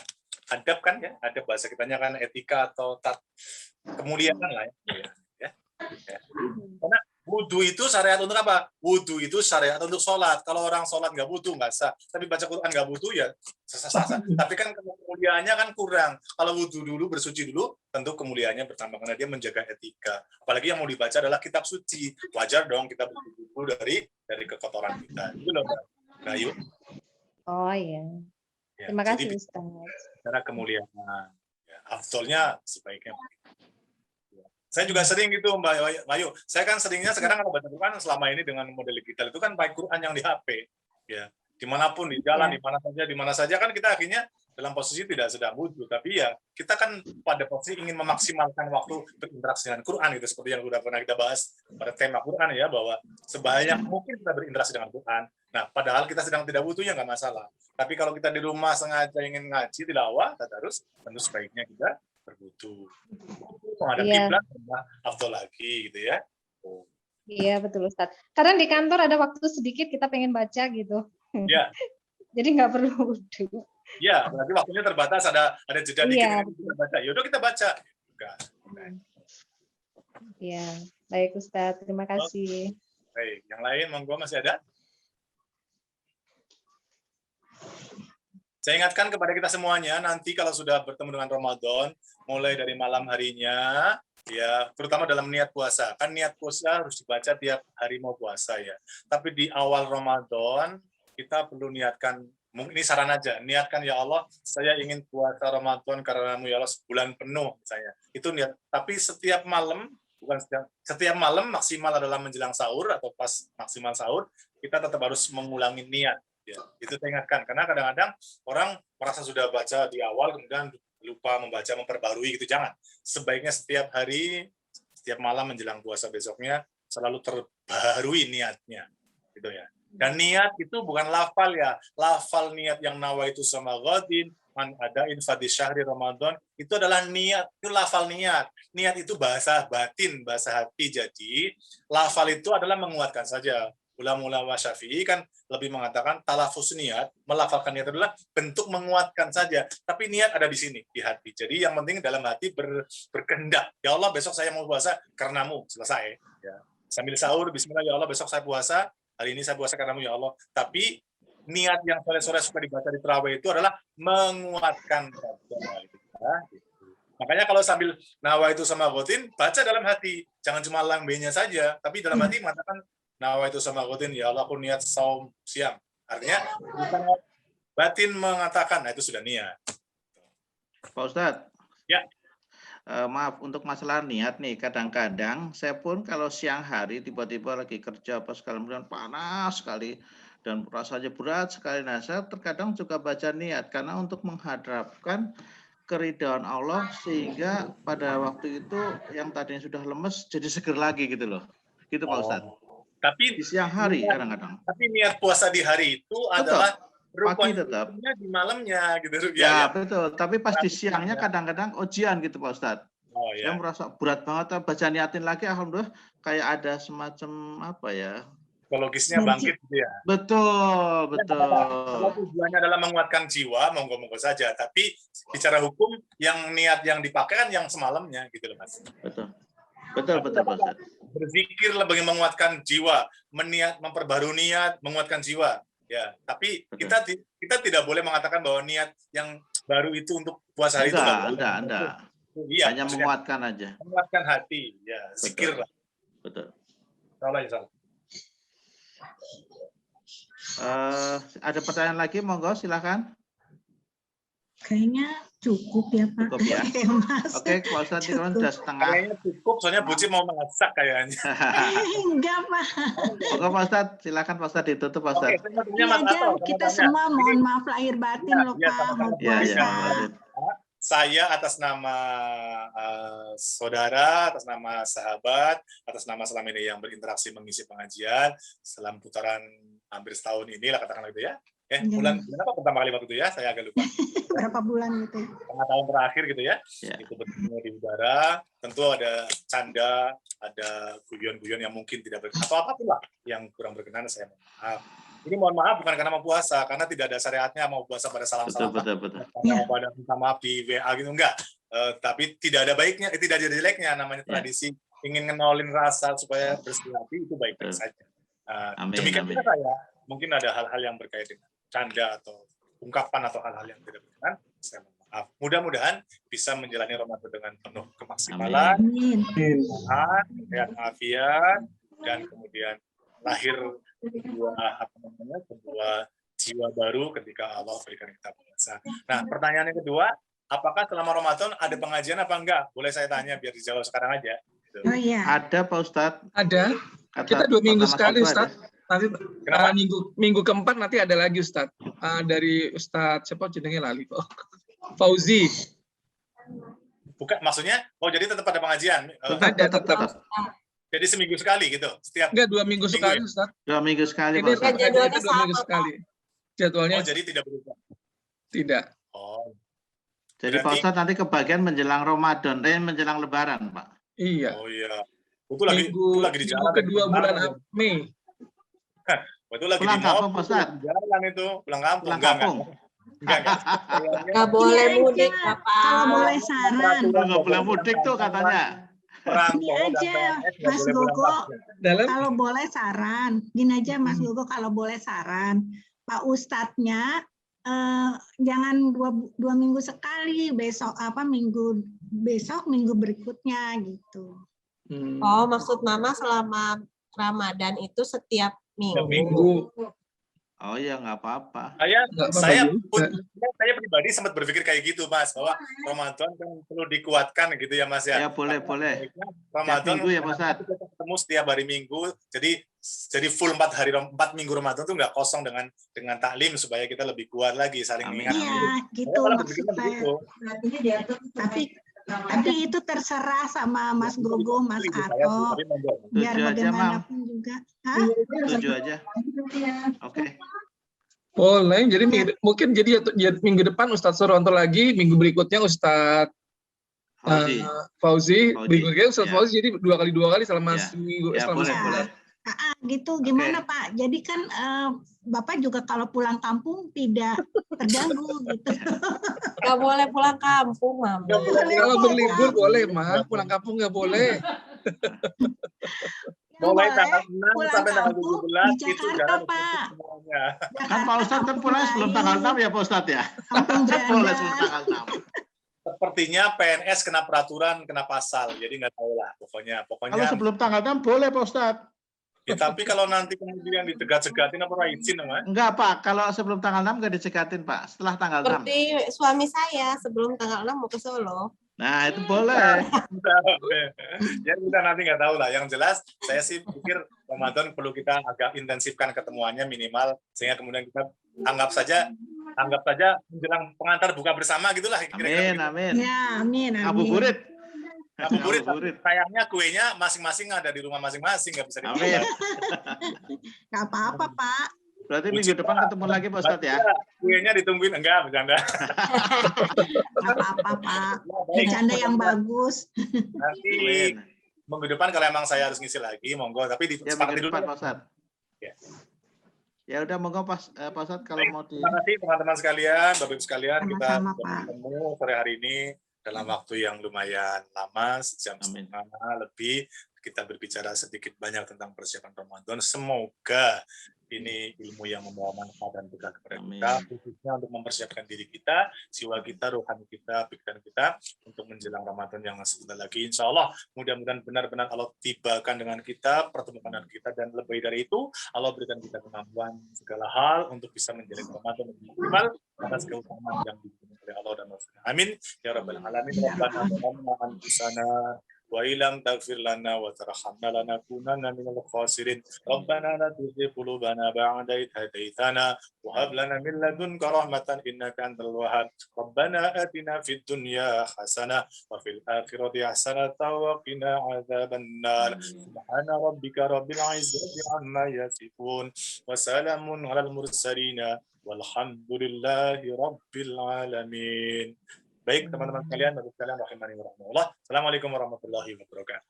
Waalaikumsalam warahmatullahi wabarakatuh. Terima kasih Ustaz. Jazakallah Pak Ustaz. Terima kasih. Selamat menerima pesanan Mbak Citra dengan banyak. Amin. Ya. Pamit ya teman-teman ya. Ya, silakan Pak.